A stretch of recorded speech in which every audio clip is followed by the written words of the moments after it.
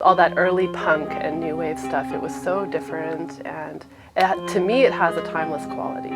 We've always kind of wanted that, and it's been a process with every album to kind of achieve that, and I think we feel like we finally achieved that with XXXX. When the morning comes and I don't want to face This album is very much a new birth for us.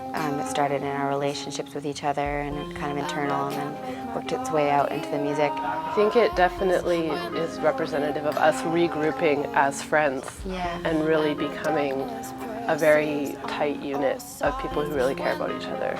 Was there a period where the band was kind of fractured? Definitely. Oh yeah.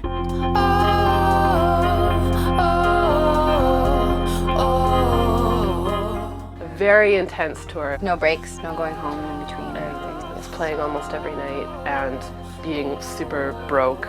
We were really falling apart. I was incredibly sick for almost the entire time, and by the end of that 16 weeks I was like a complete wreck. A lot of people, when things get hard, it's just like, okay, this isn't working, we break up.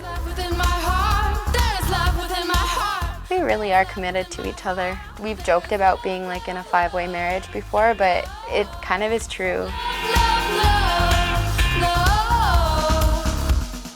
The XXXX started like with our very first EP. I was making the artwork for it, and I cut out like 4 paper X's and we glued them on, and I just remember in that process thinking L-O-V-E. If you look back in our artwork, you can see it keeps popping up. The X's kind of coming everywhere. So love's been around since the beginning. Some people forget the 4th X, and then we get into some trouble. One man at one of our shows sure thought it was hardcore. We jump right ahead to what's the weirdest gig you've ever played question, because that's a whole. Well, funny you should ask, because we probably had our weirdest one on this tour. We drove through the redwoods on our day off in California. We were driving back over to the I-5, and we had to stop for gas in Willow Creek. We were starving and nothing was open, and we looked across the road and there's this glowing food sign. It just says food in glowing red letters. And a barbecue, and we were like, oh, not a gas station, you know, like real food maybe. So you wander over and there's these 2 wonderful people making like chicken tacos and all these delicious sausages.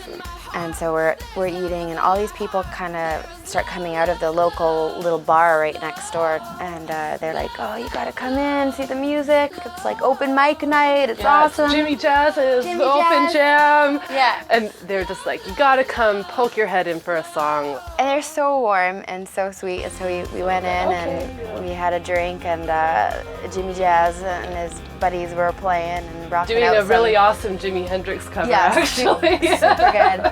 All of a sudden we're like dancing with all the locals, and we jump up and we play like 2 songs, and then they just started pouring their money at us wanting to buy CDs. They bought more stuff than we sold in Seattle. We kept trying to pull out of the parking lot. Yeah. Totally paid for our gas. And yeah, the first gas stop that ever paid for itself. We kept trying to leave the parking lot, and they'd run back out, 5 more, 5 more. I got 5 more people. It was amazing. It was a super amazing, wonderful time.